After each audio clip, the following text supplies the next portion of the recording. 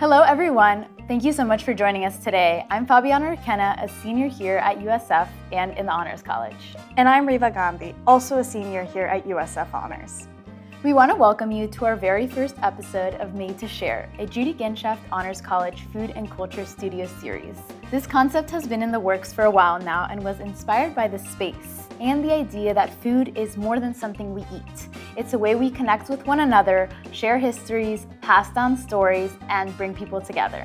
You can probably tell from the name of this show, but we're recording today in the Leona Genshaft Food and Culture Studio at the University of South Florida, a beautiful teaching kitchen designed to teach students that learning can extend beyond the classroom.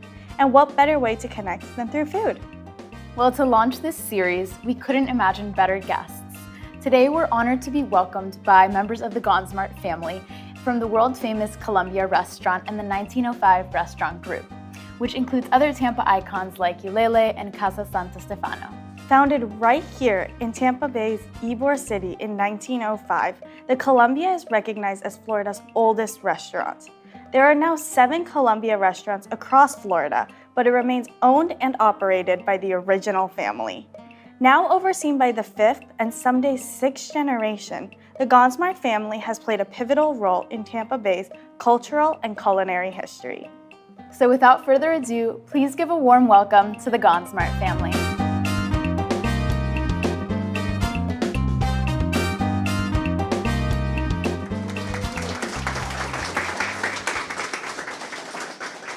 We're joined today by Andrea, Richard, and Amelia. Thank you so much for having us today. Thank you for having us. We're so excited to be here. We're honored. So would you like to start us off by telling what you will be making to share with us today? So the great thing about what we're cooking today is it's something you can make at home so easily. We're going to be making our world famous 1905 salad, and then we're going to be making a Cuban sandwich. So super easy. That sounds so delicious. I can't wait to see what you come up with. Should I start diving in? Let's get started. Okay, well, I'm going to start with making the dressing. It's so simple. You do a half a cup of olive oil, and you can make this in as big of a batch as you want or in as small of a batch as you want. I like to make it a day in advance or 2 days in advance. It will hold up to a week. The longer the garlic sits in the olive oil, the better it tastes, I promise you. So we've got our Spanish extra virgin olive oil, which of course you can use any kind of olive oil you can find. It calls for 4 cloves of garlic. I like to go generous with the garlic. You can also go lighter on the garlic. Minced. 1/8 of a cup of vinegar. And we're gonna add more acidity later on when we toss it with the lemon juice. A little bit of salt. A little bit of oregano. And we're just gonna stir that up. That looks delicious, and I just love how simple it is. But as you mentioned, the 1905 salad is iconic, along with the Cuban sandwich that you've made, and they've really stood the test of time at Columbia. What is the significance of those dishes, and why do you think they've held on for so long? You think of the Columbia restaurant was started actually December 17, 1903, the same day the Wright brothers took flight. It was built across the street and it burned down, and then my great-grandfather opened on right across the street, where workers walking to cigar factories and back home 24 hours a day would stop to have a quick bite. And so it wasn't known as a Cuban sandwich. It was called a mixto, M-I-X-T-O. And the sandwich in Tampa, I love the debate, Miami versus Tampa. Who has the best Cuban sandwich?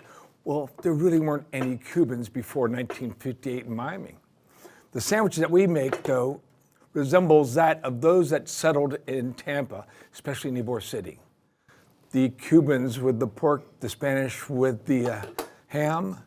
The salami comes from these people from Sicily. And then the cheese and the mustards came from the Jews that came from Romania. So it's a time that those people all worked together and they shopped together in the food. So I remember asking my grandfather once, why did we call it a Cuban sandwich? He says, well, actually, every sandwich made in Cuba is a Cuban sandwich. I found that interesting. But over the years, people start making things better for the wrong reason. And that might be because of lower quality product or price, etc. Shortcuts, and we even did that.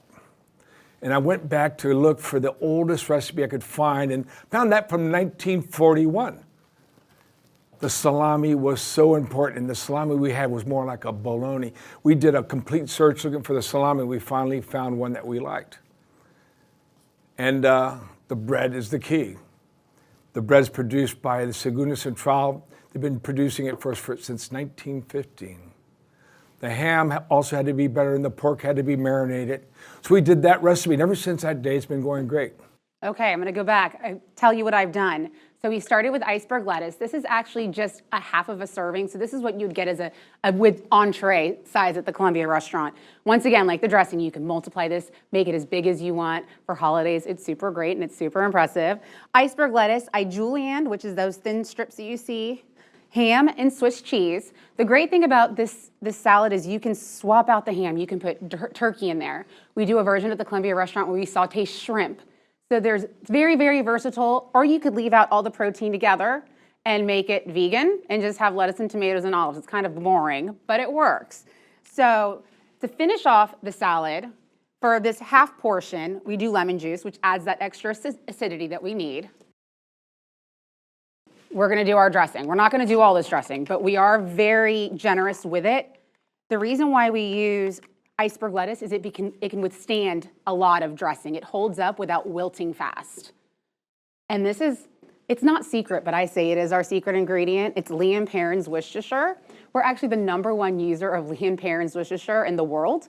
Their executives saw that, and how long ago was it, Daddy? The president came from New York with his team of 20 people. They wanted to see, who is this person using so much Lee & Perrins?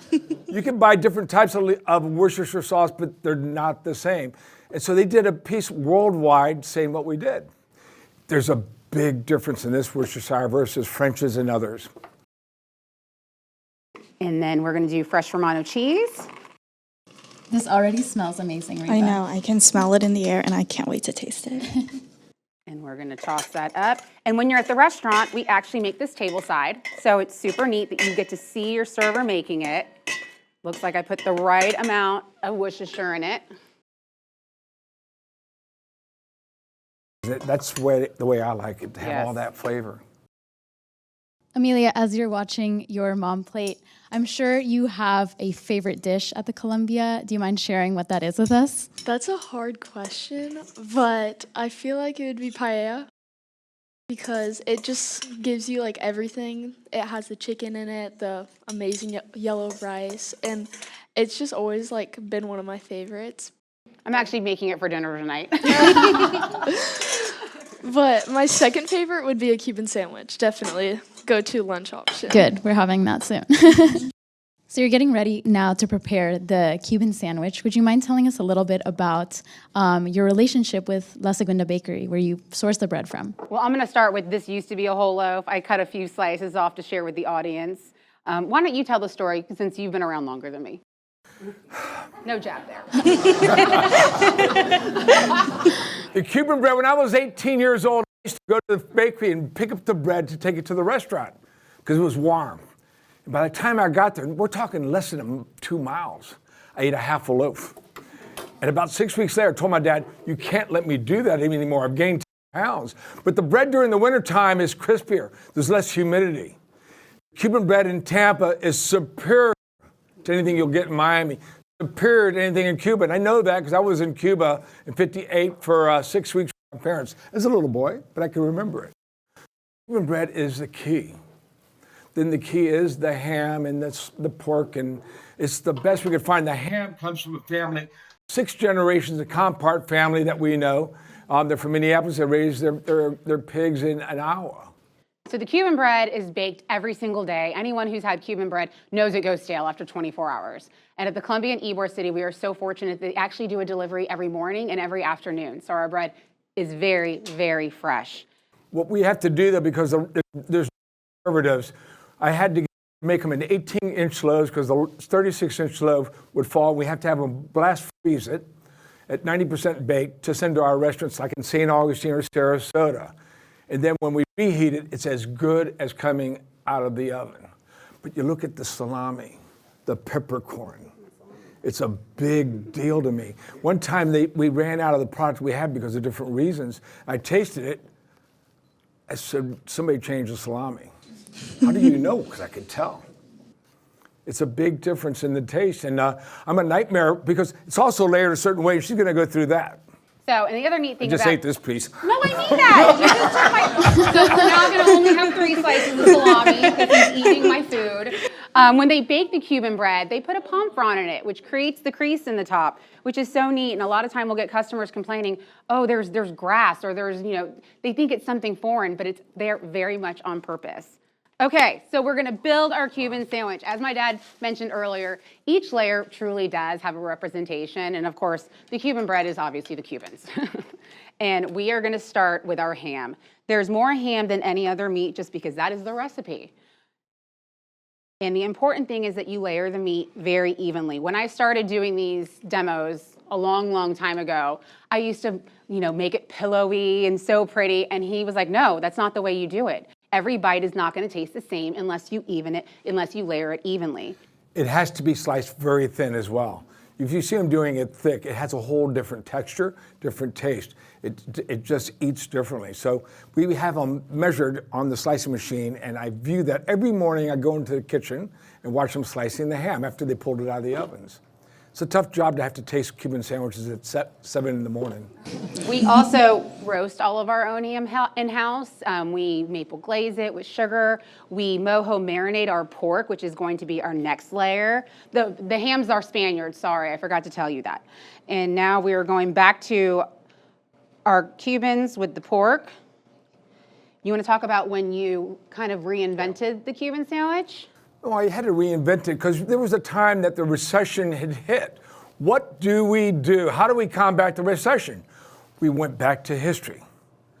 Our food is all about history. Our menu is all about the history, where it comes from. We market by what we serve, and restaurants want to be who we are. That's why we created that dish. So it was very important that the Tampa Tribune even did a story, layered out the ham on the bottom, the pork on the top, salami on there. Then you put the Swiss cheese, the pickle on top, and mustard on the top of the bread. I went into our Sarasota restaurant one day. I took a bite. I said, give me the general manager. What's wrong? He said, you made the sandwich upside down. They didn't have the mustard on the top. It was on the bottom. Yeah, you could turn it over, but when it hits your palate, the flavors are just different. It had to be in that order. When I see restaurants posting the picture of their Cuban sandwich, God, they don't know what they're doing. No, it doesn't take mayonnaise. If you want mayonnaise, I'll put it there. You can ruin it. If you want to put lettuce and tomatoes, I won't do it, but I'll put it on your plate and you could do it. Because it's just not a real Cuban sandwich. It's my responsibility, and she understands it. It'll be her responsibility to make sure that we do that which is traditional, which is original. And there's no change in that order. We should put it in the bylaws. So here's our sandwich, sans one piece of salami, thanks to you. Okay, I'm like, oh no, did I build it upside down? We're gonna do our Swiss cheese. To say the Swiss cheese represents Ybor City, which is the melting pot of all these different heritages that came in the 1900s. So obviously when it's pressed, it melts, so it really represents it a lot better. And then 2 pickles. I think I could lobby for more pickles because I love pickles, but the rules are 2 pickles. And I agree. I think there should be more. If you want some more, you can order some. You can put them. And I put a nice, generous layer of mustard, but you don't want to put too much because it'll overpower it. Yellow mustard. We Yellow use French's. There's cheaper yellow mustards. Goldens, I like that. I like all those, but it's yellow mustard. So there's our beautiful sandwich. What you're going to be tasting today is not cut the traditional way. The traditional way is diagonally. Here's your tomato and lettuce. You can add it. But Andrea, as you mentioned with the Swiss cheese, what does it mean to you to have something that's so closely tied to our region's identity? It's so neat that you can sit and talk about a sandwich. People think sandwiches are so simple. It's just a sandwich, but this sandwich isn't just a sandwich. It represents, and I joked one time when I was getting interviewed, when I realized I literally was a walking Cuban sandwich because I have German in me, I have Italian, Spanish, and Cuban. So it's so neat that I have my own sandwich technically. Go ahead, Daddy. We should have called you Cubana. So when you order at the restaurant, traditionally, unless you don't ask for it, it comes pressed, so that's heated. But People love it cold just like this. So you've talked a lot about your family's legacy here, and now that you're in the 5th generation and soon 6th generation, Amelia, of caretaking for the Columbia, which is incredible, how does it feel to be a part of something that has lasted over a century? I'll go for that. So growing up in the restaurant, and I think she's gonna eventually get there. She's still in high school. But going to the restaurant was just a second home to me. I never thought of anything bigger than that. And I think once I joined the company after I graduated from USF, go Bulls, I then realized, wow, people come here, people choose to celebrate here. They come from far away while vacationing to come. When I walk through the dining room sometimes, because I do a lot of TV, interviews and things like that, I had someone pull me to the side and I thought, oh no, he's an upset customer. And he goes, I want to tell you, I think he was from Indiana. And I saw you on TV making the Cuban sandwich, and I had to come here, and I'm here with my wife. That is mind-blowing to me, because something that is just a part of my life, people come to see us, and it is such an honor, and I think she'll eventually get there, and I've always tried to expose her like my father and my mother exposed me to it, because it truly is something special. Not everyone can say they are 5th generation and 6th generation of anything. And I think that legacy really speaks volumes to the incredible restaurant that you've built. It sounds chaotic, fun, welcoming. Amelia, what was it like growing up in such a busy environment? My mom, she would take me to work often, and I just kind of grew up there. I grew up knowing all of the people in the office. Like, I went there yesterday, and everyone's like, I haven't seen you in so long. Like, you're so grown up. It felt like a family. Like, even in the kitchen, I would sit up there and just watch people cook, and everyone knew each other. And I would go back to the flamenco dancers, little dressing room, and they'd be like, oh my gosh, Amelia, how are you? And I just remember going there, whenever I had school off, and it was just amazing how much of a family everyone was. Someone would look at me and they're like, where's your daughter? I'm like, she's somewhere around here. They're like, what do you mean she's somewhere around here? I'm like, do you know how many eyes are on her and how many people are watching her and taking care of her? I mean, they are very much their daughter just as much as she is my daughter. Well, on that note, we're running a little short on time because we want to make sure everyone has time to eat. Before we go, the name of this program is Made to Share. So what's one piece of advice you'd share with our student audience today? My first bit of advice to you is enjoy your time in college. How much shorter or longer you have left, there's nothing better than college, and the university that you're at is the best college. I 100% vote that. But always stay true to yourself. And you know what? When things are going bad, my favorite thing to do is sit around a table with my dearest friends and my family and enjoy food. Nothing in life is so big that a great meal can't help fix or make feel better. And on that note, let's eat. thank you so much for joining us today.